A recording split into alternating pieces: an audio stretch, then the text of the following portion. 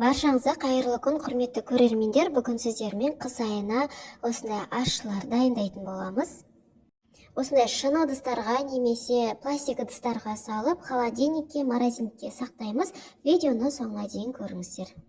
Ашшыны жасау үшін мен бұл жерде 5 кг ащы бұрыш, 1,5 кг қызыл болгар бұрышы және 3-4 дана сарымсақ қосатын боламын.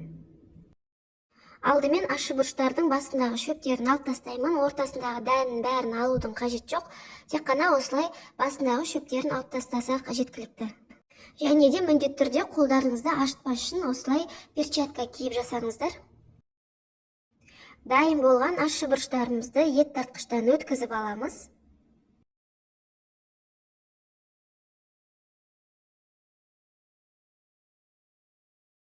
Одан кейін сарымсақтарымызды өткіземіз.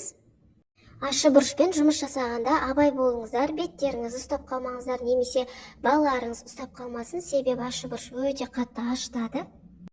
Сосын болгар бұрыштарын кесіп, жақсылап жуып, ет тартқышқа сиятындай етіп, ыңғайлап кесіп, ет тартқыштан өткіземіз.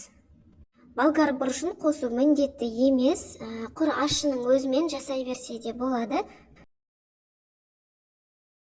Барлығын өткізіп болғаннан кейін тұзын салатын боламын. Мен 3 ас қасық тұз салдым. Тұзын салып болғаннан кейін бір келкі араласқанша барлығын жақсылап араластырамыз.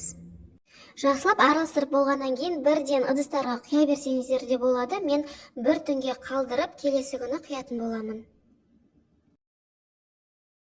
Менің ащы бұрышым бір түн тұрды. Енді тақта бір жақсылап араластырып, ыдыстарға құятын боламын. Ашшыны мен осындай кішкентай банкаларға және де пластик ыдыстарға құйып шығамын.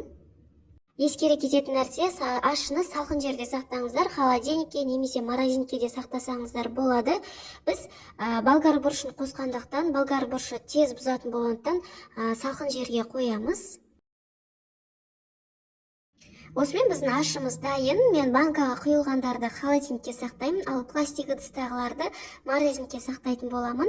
Видеом сіздерге пайдалы болса, лайк басып, пікір қалдыра кетіңіздер. Арнама тіркелуді ұмытпаңыздар. Назарларыңызға рахмет.